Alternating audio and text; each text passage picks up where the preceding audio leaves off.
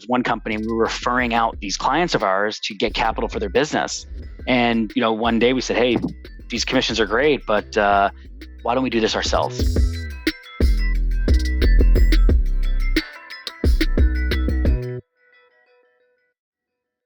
Let's talk about your professional journey, how it led you into business financing and how you created Greenbox Capital.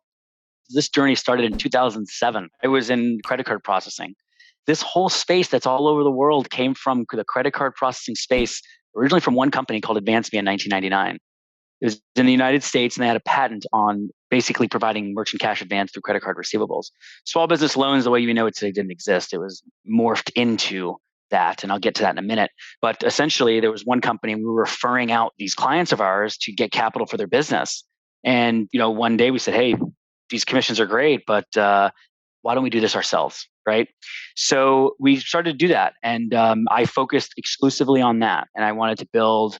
Literally started the company with a desk and a phone, and wanted to build underwriting standards, data tracking, policies, procedures, risk management tools, controls, everything that you would think that you need for a finance company. We weren't a fintech yet, but we were more of just finance, just making loans or making merchant cash advance and deals. Loans weren't even out there yet. So we did that for a few years and built up our portfolio. And before we knew it, we said, hey, look, let's try to get other deals from other credit card processing companies. So to do that, we said, wait a second, what credit card processing company is going to give us their business as a credit card processing company? They're going to think we're stealing their deals.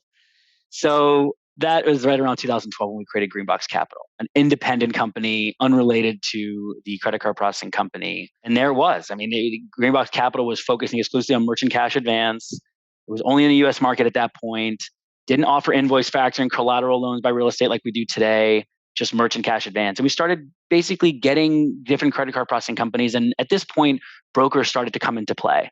The brokers were the credit card processing companies, but then full-on brokers were out there and just doing a better job than the credit card processing companies. They were just not what they were supposed to be doing because they're focused on credit card processing.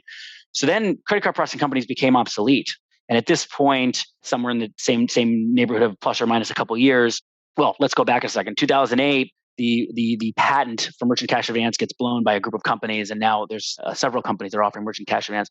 And then in comes the ACH debit, the merchant cash advance ACH debit, and that developed into small business loans as we know it today, where you have your large PayPal acquiring Swift, and you have your Square who's doing loans, even though it's out of credit card receivables all over again. But that's how the industry really developed. They said, hey, look, we're running out of companies to fund with credit card. Let's just fund companies that don't have credit cards too.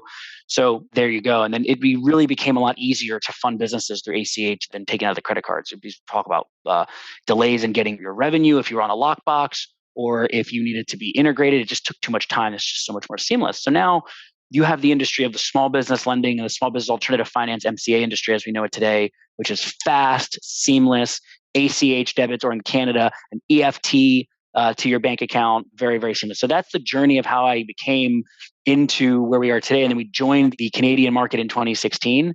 And I'll tell you, we were very happy we did. We love doing business in Canada. It has really, for diversification purposes, but also I tell this to everybody. I think that the Canadians have great financial responsibility overall, especially compared to the United States. They just perform better. I think they have a little more integrity in their financial responsibility behavior. Mm-hmm.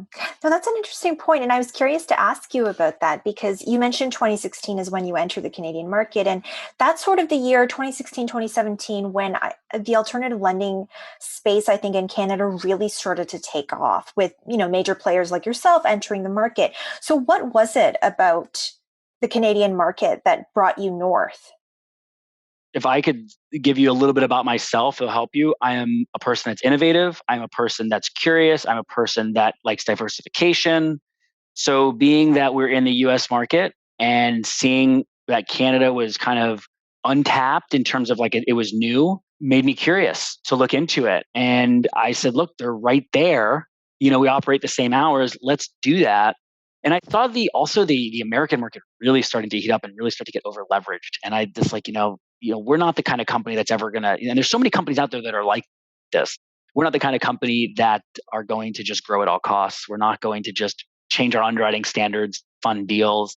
I don't believe in that. I think that you have to prepare for downside. I think that's super, super important when you're managing a portfolio of assets. And the reason why was really diversification and curiosity of like, okay, let's go into this market. Let's see what opportunity is there.